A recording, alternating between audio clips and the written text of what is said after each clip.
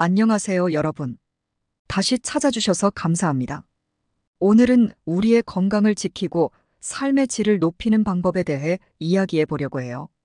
인간의 몸은 토양과 바다의 화학적 성분과 비슷하다는 사실 알고 계셨나요? 우리 몸의 뼈와 살 그리고 액체 성분까지도 자연의 일부와 연결되어 있어요.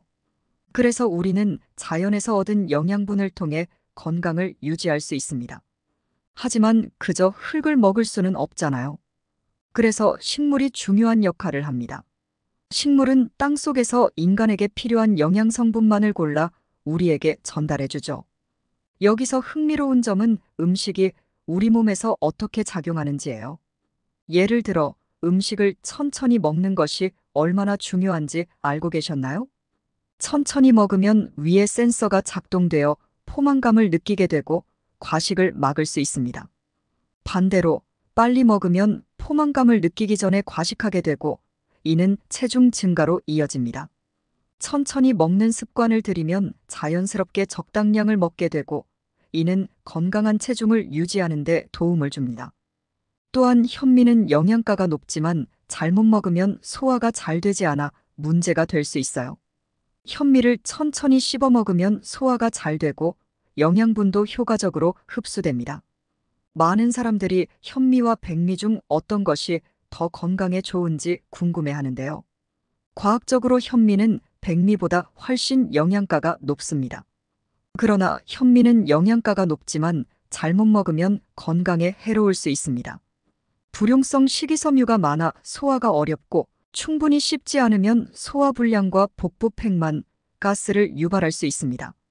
또한 현미에 포함된 피틴산은 체내에서 철분, 칼슘 등의 미네랄 흡수를 방해하여 영양 결핍을 초래할 수 있으며 소화되지 않은 현미가 장에서 부패해 유해균을 증가시키고 장 건강을 해치며 면역력을 저하시키는 원인이 될 수 있습니다.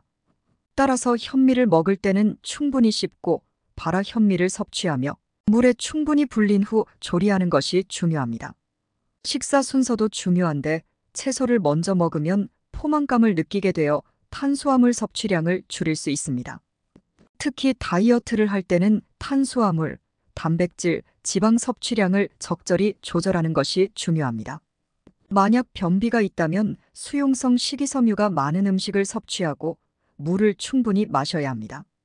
수용성 식이섬유는 장 건강을 돕고 변비를 예방하는 데 효과적입니다. 수용성 식이섬유는 물에 녹아 젤 같은 형태로 변하여 변의 부피를 늘리고 장을 부드럽게 하여 배변을 용이하게 만듭니다. 대표적인 수용성 식이섬유가 포함된 음식으로는 귀리, 보리, 사과, 당근, 감귤류, 과일, 콩류, 아보카도 등이 있습니다. 변비를 예방하고 치료하기 위해 추가로 신경 써야 할 점은 다음과 같습니다. 첫째, 규칙적인 운동을 통해 장의 연동 운동을 촉진시키는 것이 중요합니다. 걷기, 요가, 자전거 타기 등 가벼운 유산소 운동이 도움이 될 수 있습니다. 둘째, 변을 참지 않고 규칙적으로 화장실에 가는 습관을 기르세요. 배변의 느낌이 오면 즉시 화장실에 가는 것이 중요합니다.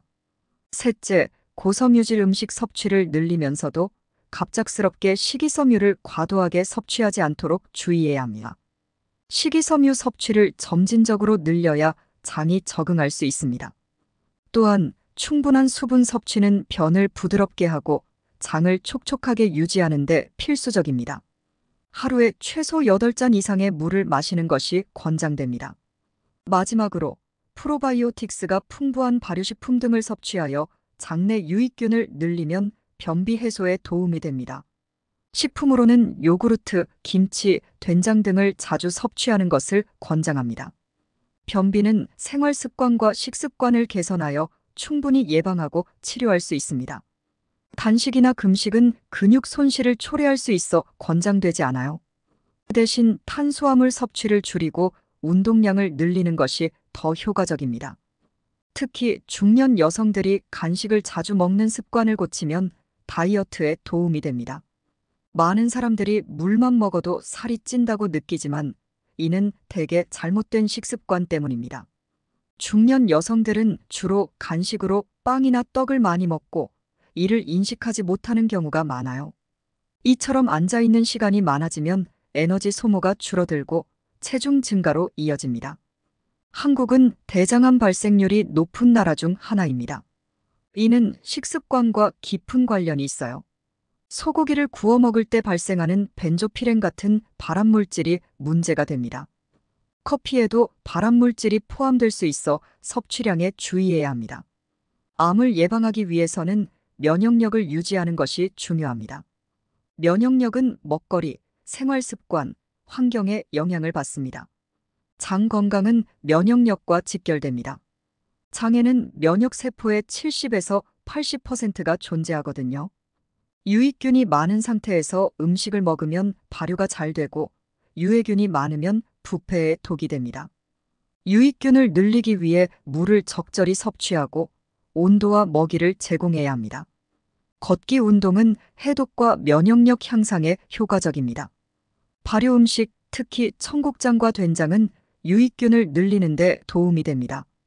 음식을 균형 있게 먹고 운동을 병행하면 건강을 유지할 수 있습니다. 너무 많은 물을 마시는 것은 오히려 건강에 해로울 수 있으니 적절한 양을 섭취하는 것이 중요합니다. 건강한 삶을 위해서는 올바른 식습관, 적절한 운동, 충분한 수면, 스트레스 관리가 필수입니다. 면역력을 높이기 위해 정신적, 육체적 건강을 모두 관리해야 합니다. 자연식, 발효 음식, 항산화 식품을 섭취하고 가공식품을 줄이는 것이 중요합니다. 소화와 장 건강을 위해 유익균을 늘리고 적절한 물 섭취와 규칙적인 식사 습관을 유지하세요. 마지막으로 우리나라의 건강 문화는 상당히 빨리 변화하고 있습니다. 야식 문화가 확산되면서 늦은 시간에 고칼로리 음식을 먹는 습관이 생겨났어요. 이는 장 건강에 매우 해롭습니다. 고기를 밤늦게 먹는 것은 대장암의 위험을 높이는 주요 요인 중 하나입니다. 고기는 소화에 시간이 오래 걸리기 때문에 자기 전에 먹으면 장이 쉬지 못하고 소화 작업을 계속해야 합니다. 이는 장 건강에 악영향을 미치고 면역력을 저하시킵니다.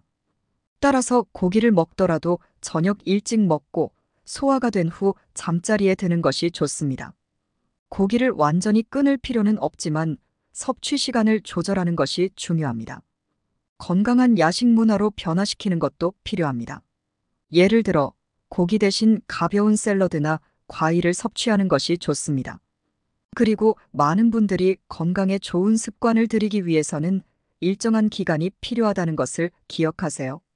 처음에는 힘들 수 있지만 꾸준히 노력하면 좋은 결과를 얻을 수 있습니다.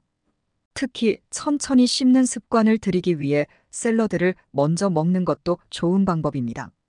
이는 음식을 천천히 씹는 습관을 기르는 데 도움이 됩니다. 여러분, 이 영상이 여러분의 건강한 삶에 도움이 되길 바랍니다. 좋아요와 구독 그리고 댓글로 여러분의 의견을 공유해 주세요. 감사합니다.